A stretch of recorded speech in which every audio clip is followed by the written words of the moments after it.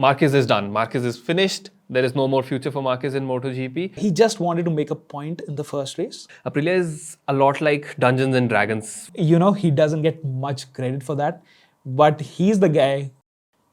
Hello and welcome to our first MotoGP podcast. And I promise you, this is going to be first of many. Right, Aakash? Yeah, absolutely. Because we here at autoX are big fan of everything motorsports.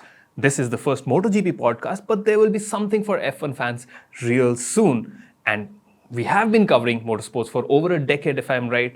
And we've been covering them on the website, in our magazine. So we thought, why not expand and head over into the podcasting arena to talk even more about something that we love so dearly. Exactly. And again, sticking to the topic, since this is the first time we are discussing MotoGP. So Aakash, first things first, I want you to tell the audience, what's your first memory of MotoGP? I think my first memory or the first image that comes to my mind when I think about MotoGP is Valentino Rossi riding a Yamaha with that big Fiat branding. So that I remember distinctly, but I think in recent times, I was really enjoying the 2022 battle for the championship.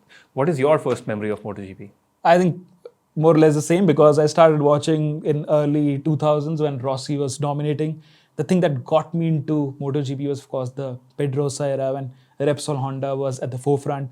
Then you had the Casey Stoner era. Then again, Marquez. Then Rossi-Marquez rivalry. So there's a lot to talk about. And of course, post-COVID, when everything went upside down and now Ducati is dominating. So it's been very interesting of late. What was your first memory of MotoGP? We would like to know, because we have given our thoughts. What was your first memory of MotoGP? What do you remember? Do let us know in the comments below. So, Shivank, a new season has begun. Are you excited? Well, yes, I think, again, there was a lot of excitement before the season began because a lot of things changed. And of course, there are a lot of expectations that are still there. But the first race, the first round in Qatar, that was very exciting, but for all the different reasons that we first expected. Now, we have to address the elephant in the room, or the shark in the room. Yeah. The biggest highlight of the first round was the Acosta and Marquez battle, right? Yeah, a 19-year-old rookie absolutely scything through the field. Now, when was the last time a rookie made highlights or was the sensation? Well, actually, again, it takes us back to 2013 when Marquez, debuted on Repsol Honda and then he finished on the podium. And that was the time, when we saw a rookie that was going to take the baton from Valentino Rossi. And I think we are seeing something similar now. The roles have reversed or roles have changed because Marquez is now the master and Acosta is the new kid on the block. Upstart, yeah, exactly. And I think there are a lot of pictures where, Costa is overtaking Marquez. Yeah. And people are comparing it with Rossi and again, Marquez in the olden days. But again, coming back to the point, in the original race in 2013, Marquez finished on the podium, Rossi was second. But here, Acosta overtook Marquez briefly and then he dropped back to P9. Yeah, so he basically ate through his tires and then had to pay the price. Yeah, exactly. So I think, again, different eras and the motorcycles are much closer than they used to be in 2013. So 2013, again, it was a factory riders, the aliens. Yeah. So there was Rossi, there was Pedrosa, there was Lorenzo, and there was Marc Marquez. These guys were riding the top machinery, and these are the top four guys usually.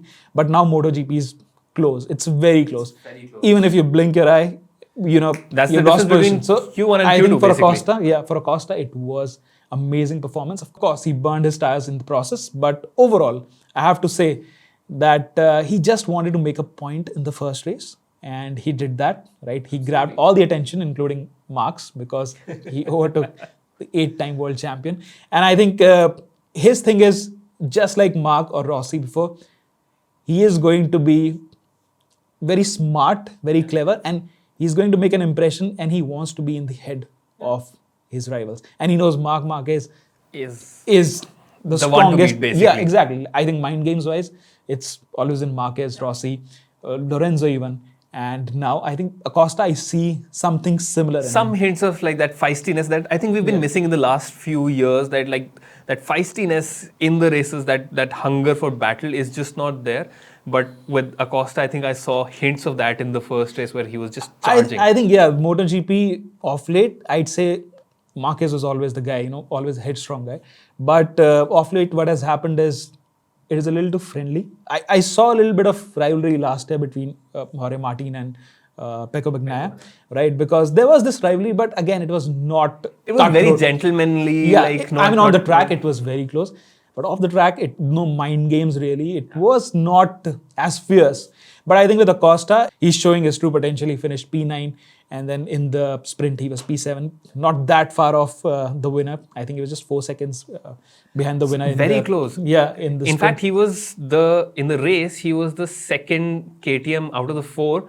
The first was Binder, which we have to talk about. I mean, what a race he did. Yeah. He was fighting Martin the whole time, but we'll talk about that later on. But Acosta was the second KTM on the grid, and Miller, who's the factory rider, crashed and was basically at the back of the pack. And Yeah, exactly. I am worried about Jack Miller. I mean, I like that guy a lot for his nature, for how friendly he is, but I am very concerned about his seat for next year in KTM. I think Acosta is going to upset the apple cart, like they say. And, the first thing, I also think the same, because going forward, more races, if Acosta finishes in front of Miller, I think Miller's seat is in danger.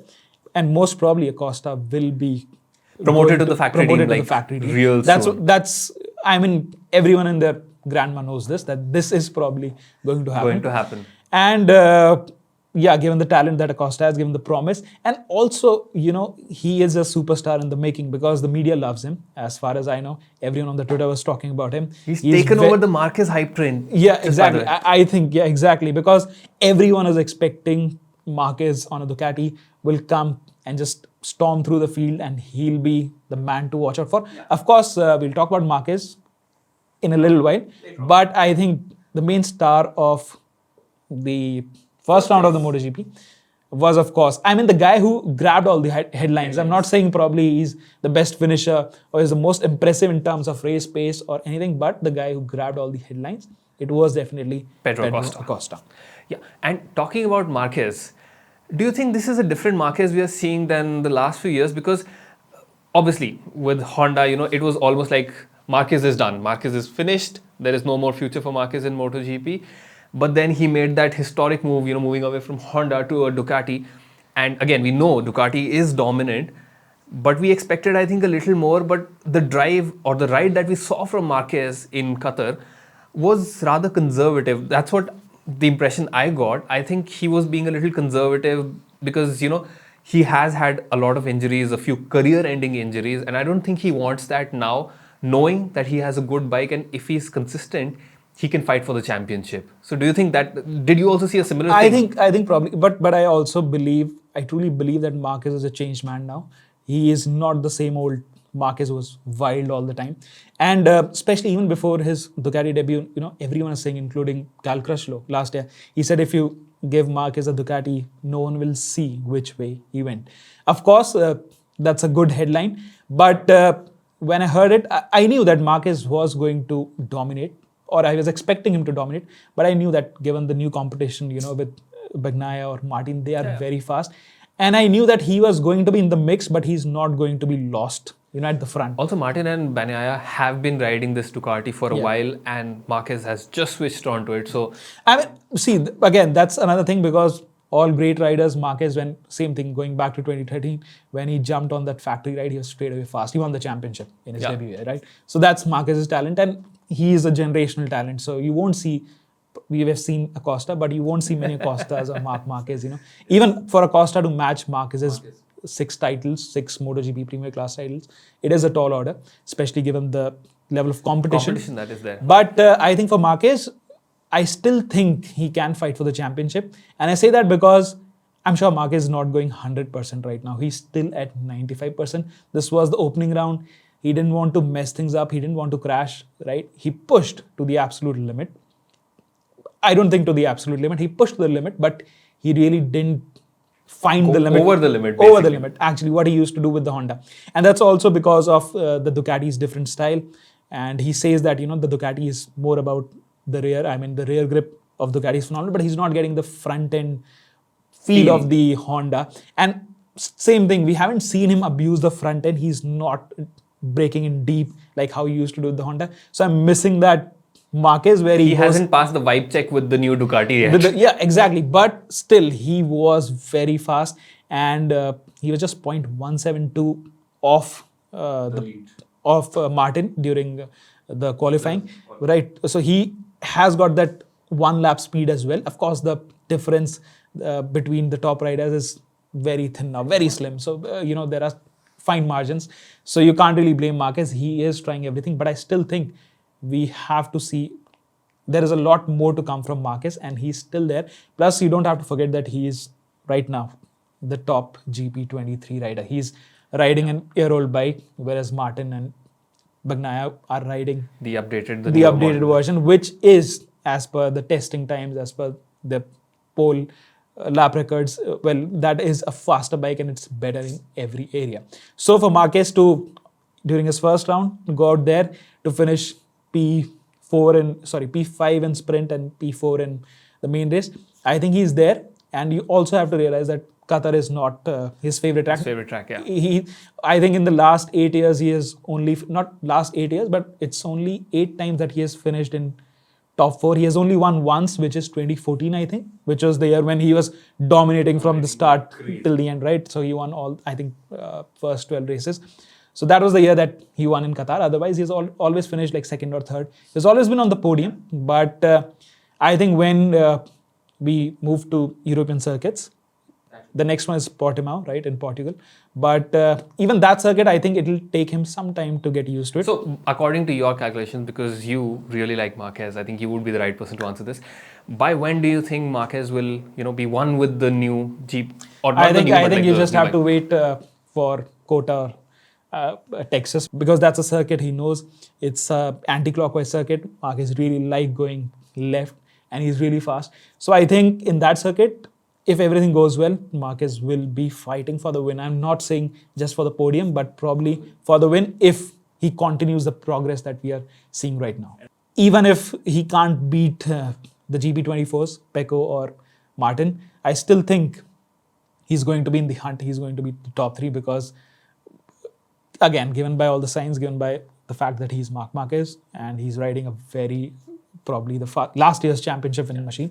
I think he'll be in the, like realistically, he's saying top 5, but I don't think Marc Marquez is the sort of guy who'll finish and say, settle for top 5. He's saying that because he's taking it, like I said, the approach has changed, but you have to remember he's still Marc Marquez, and when the opportunity comes, he'll grab it with both hands wide open. So I think he's the sort of guy who's going to go for it. Whatever you say, even this weekend he was fighting for the podium, but and he said, I'm going to be happy with top 5. I don't. But being very humble. He posted the fastest lap time during I think it was the sprint. FP2. During the sprint, he was the sprint. Yeah, sprint. FP2 was it was FP2. He was top. I remember being. But he was fastest. So lap times wise, he's there. And again, the reason I'm taking his pace with a pinch of salt, or with the fact that people are saying he's not there, he's not dominating like he should. I think you have to give it to Marquez because it's the circuit that he doesn't like. First time out on the Ducati, he's still there fighting for top 4. Once he has more confidence, once he is one with the machine, I think Marquez has a sort of consistency that you need for a world title. And I honestly think there's a long season. It is a lot of sprint races, 21 races in total. And there are a lot of points on offer. So I think this championship, it doesn't matter who's the fastest guy. What matters is who's the most consistent. And I think in that regard, if Marquez goes back to his 2019 or 2018 self, where he's not crashing, where he has confidence in the machine, I think he is going to be a threat to the championship. And can we also talk about the Japanese GP that was happening, in the second half of the pack? And as we were expecting, Yamaha and Honda are nowhere near the race leading pace. They've not delivered even this year, sadly. I mean, Yamaha, yes, I get it because their bike wasn't drastically different, but with the Hondas, just by hearing it, you could tell that this is a new machine. And yet, Luca Marini was 20th. He was on pole last year in the same circuit. Yeah, and he was 47 seconds. Yeah, he was 42 or 43 seconds behind the leader. He was 16 seconds behind Nakagami, which is the LC. So that shows that, it was actually Marquez dragging that bike and crashing.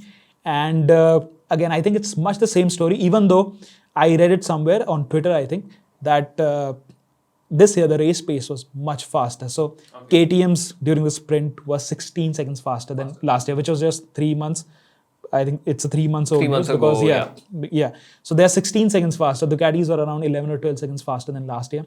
Honda also, Joan Mir was around 6 seconds faster than last year, which was Marquez's sprint time.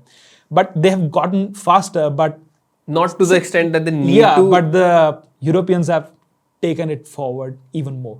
So I think that gap is only widening with time with each year. And I think Honda, again, Honda or Yamaha, they have to do something really drastic, a drastic change.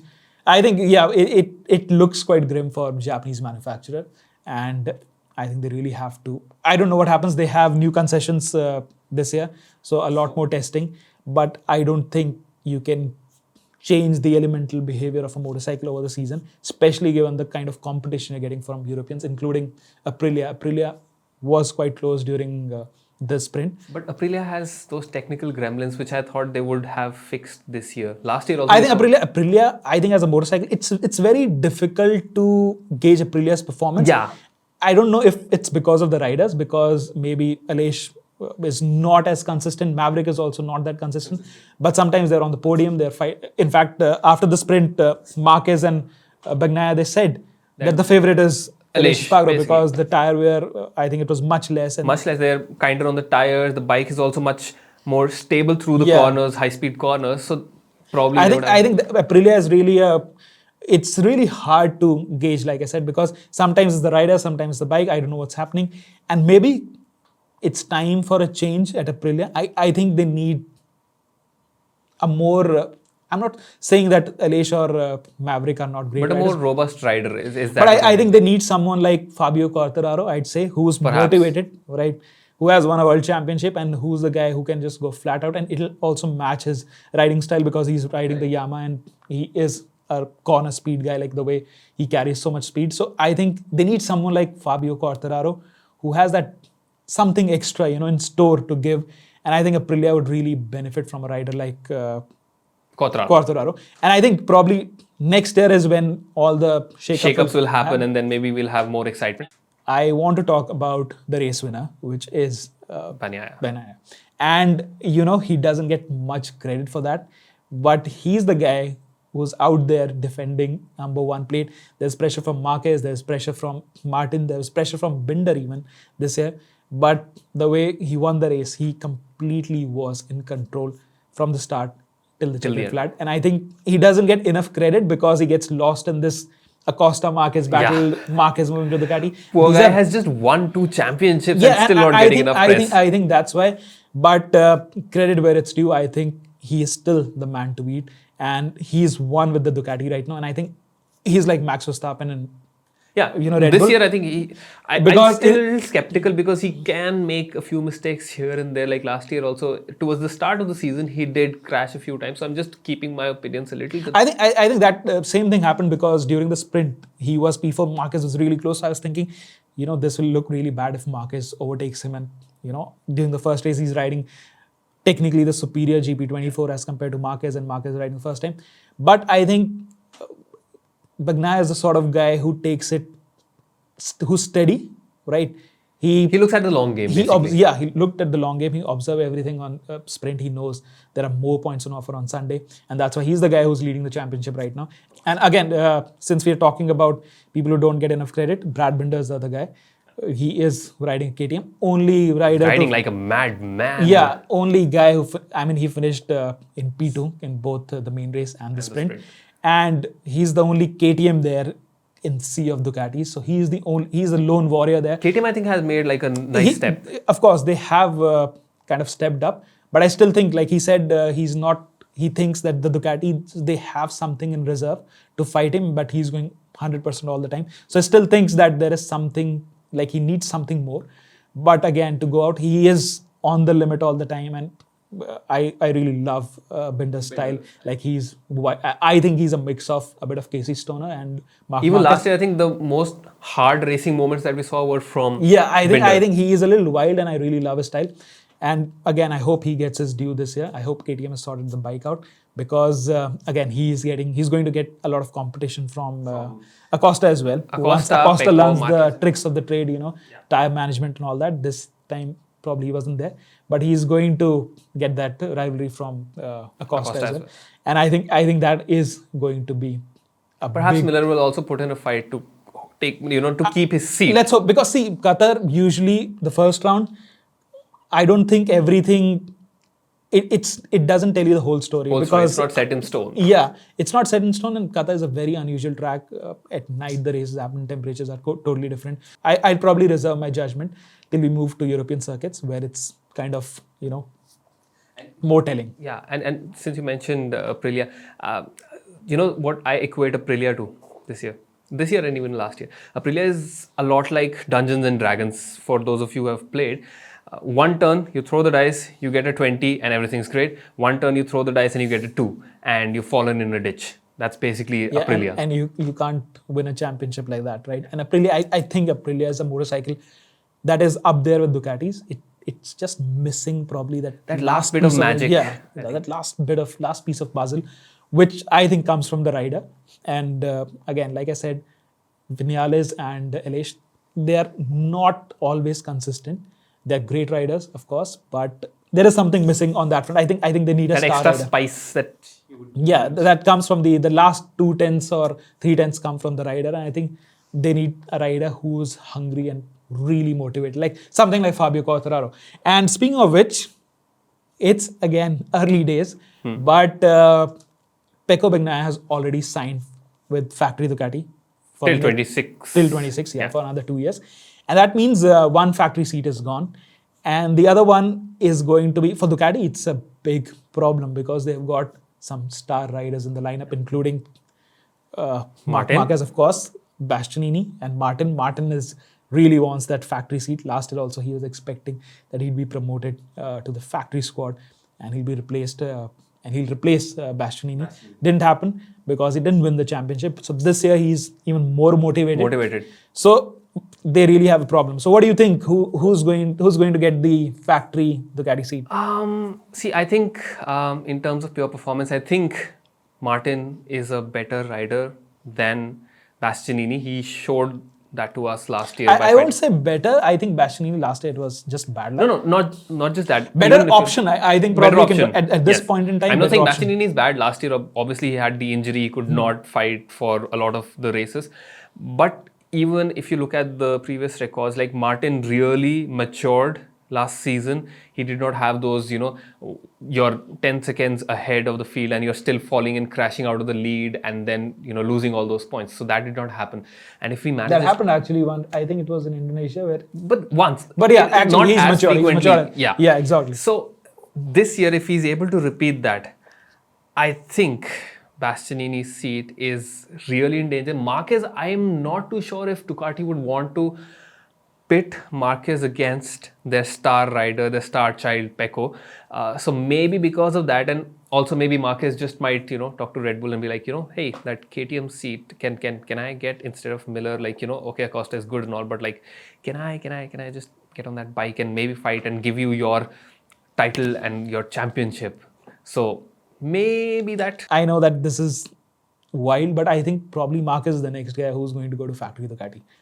I think so, because maybe if he shows that, he has the sort of performance, he has the bike, I think Marquez can go to Factory Ducati, because Ducati won't want to lose Marquez to any other manufacturers. Everyone says that, because if this year Marquez is fighting for the championship, he'll be up for grabs. And if something like KTM, I think KTM, because Marquez has a history with Red Bull, and if they get Marquez on board, I think Ducati won't like that, because they know KTM already has a motorcycle that is very close. And Marquez would also take Ducati's secrets to KTM. And given the kind of improvement that KTM has made this year, I think they won't want to lose it to KTM. But that's another part of the equation. Does KTM want Marc Marquez because they have Acosta coming up? And I think that is the biggest challenge. So I'm really curious, to be very frank, where does Marc Marquez go? Because maybe, like you said, Ducati, they won't want to upset that equation with Pecco because they're winning, they're at the top, so they wouldn't want someone like Marc Marquez who's going to just... They don't want a Hamilton-Rosberg situation, basically. Yeah, I mean, it will create a lot of problem for Ducati. Same with the KTM, they are... I don't know if they'd prefer Marquez over, of course, given the experience and everything. It also depends on how Acosta's season shapes up, because if he has the potential, the KTM would probably want him on board. Honda, Yamaha, I don't think Marquez would go there. Anywhere. To be very frank, once after experiencing what the Ducati is like, it is he wouldn't want to go back to... He wouldn't want to go back to that unless and until Honda shows something that's out of this world. But I don't think that is going to happen until 2027 when the rules change. So that's one thing. And the next option that he has is Pramac, which is where Martin and Franco Morbidelli are. And I think, but I don't know if Marquez would be ready to go to another satellite team. I don't know. I think the kind of guy Marquez is, the kind of experience he has, I think he would probably want a factory ride. But the problem is, I don't know if he goes to Aprilia. Maybe. I don't know. I don't see that happening either.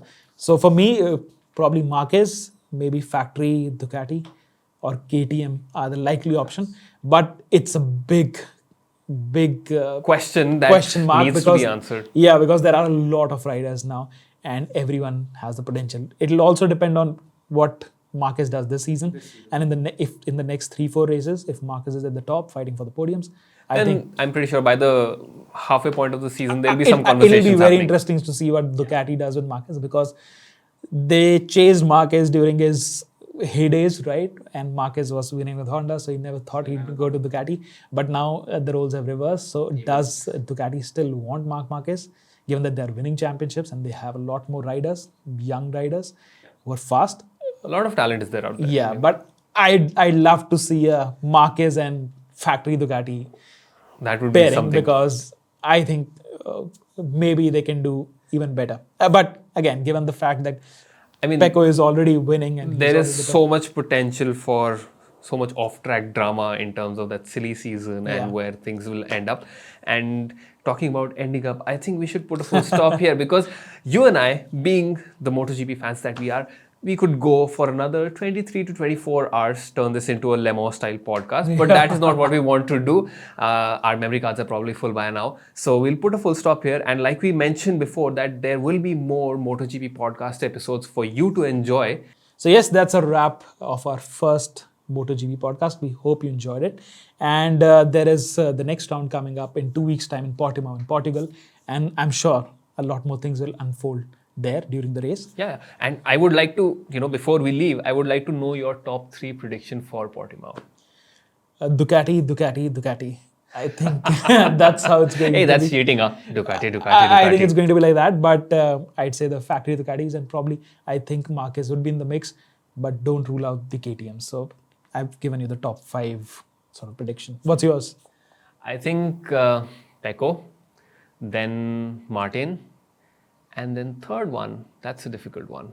It could be anyone's game. I think I'll put my money on Binder again. Well, that's great. And you guys also know what are your predictions from the race weekend that's coming up next. And we'll make sure that we come back for another episode, because we really like this, if you can't tell. Yeah, exactly. We love chatting over MotoGP. So stay tuned for our next episode. Don't forget to like this video, share it with your friends and family who enjoy motorsport or MotoGP in particular. And also don't forget to subscribe to our YouTube channel. See you again next time.